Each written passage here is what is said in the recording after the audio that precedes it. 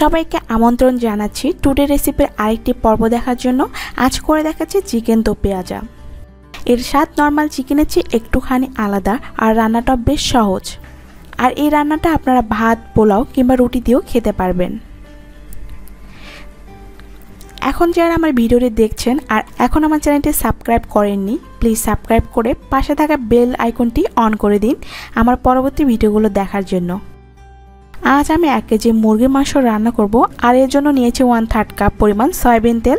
আপনারা চাইলে সরিষা কিংবা ঘি দিয়েও রান্নাটি করতে পারবেন।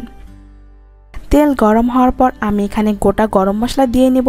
এর জন্য নিয়েছি 4টে এলাচ, 2 থেকে 3টি লং, 2 ইঞ্চি পরিমাণ দারুচিনি আর 2টো তেজপাতা ছিঁড়ে দিচ্ছি।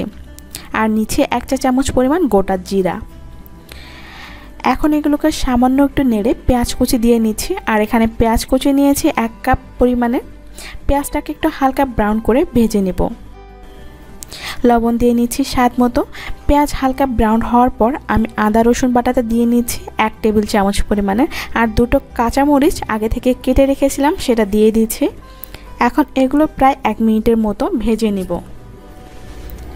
আদা রসুন ভেজে নেওয়ার পর দিয়ে দিচ্ছি 2টো মিডিয়াম সাইজের টমেটো কুচি।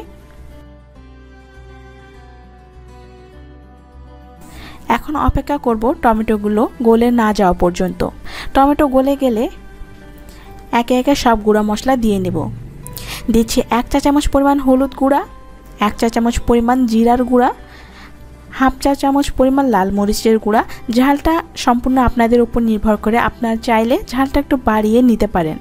হাফ চা চামচ পরিমাণ ধনে গুঁড়া। মশলাগুলো একটু নেড়ে নিচ্ছি আর হালকা পানি অ্যাড করছি মশলাগুলো ভালো করে কষিয়ে নেওয়ার জন্য। মশলা কষানো হয়ে গেছে, তেল থেকে মশলা আলাদা হয়ে গেছে। এখন এর মধ্যে আগে থেকে ধুয়ে রাখা মুরগির মাংস নিয়ে নিয়েছি 1 কেজি পরিমাণে। মাংসগুলো মশলার সাথে ভালো করে মিশিয়ে নিচ্ছি।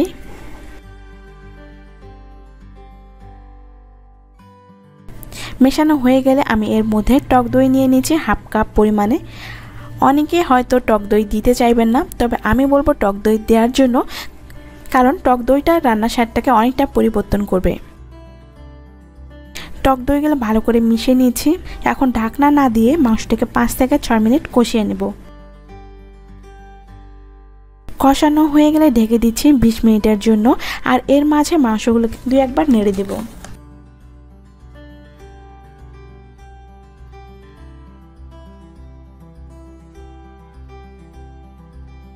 বিশ মিনিট পর মাংসগুলো প্রায় সিদ্ধ হয়ে গেছে। আর এই সময় দিয়ে দিচ্ছি 5 থেকে 6টা গোটা মরিচ। ভয় পাওয়ার কোনো কারণ নেই, এই মরিচ থেকে কোনো প্রকার ঝাল বের হবে না। এই সময় মরিচটা দেওয়ার কারণে একটা অসম্ভব সুন্দর ফ্লেভার বের হবে। দিয়ে একবার নেড়ে দিচ্ছি।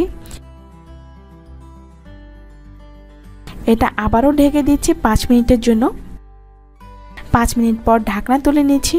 আর এই চিকেনটা পুরোপুরি সিদ্ধ হয়ে গেছে। এখন চুলা আঁচ বন্ধ করে এভাবেই ঢেকে রাখবো 5 মিনিটের জন্য। আশা করি আমার আজকের এই ভিডিওটি ভালো লেগেছে। ভালো লাগলে লাইক ও শেয়ার করবেন, বাসায় ট্রাই করবেন, আমাকে কমেন্ট করে জানাবেন কেমন লেগেছে। আর নিয়মিত আমার রেসিপি পেতে চ্যানেলটি সাবস্ক্রাইব করবেন এবং নোটিফিকেশন অন করে দেবেন। আবারও চলে আসবো নতুন কোনো রেসিপি নিয়ে। ততক্ষণ আপনাদের সুস্বাস্থ্য কামনা করছি।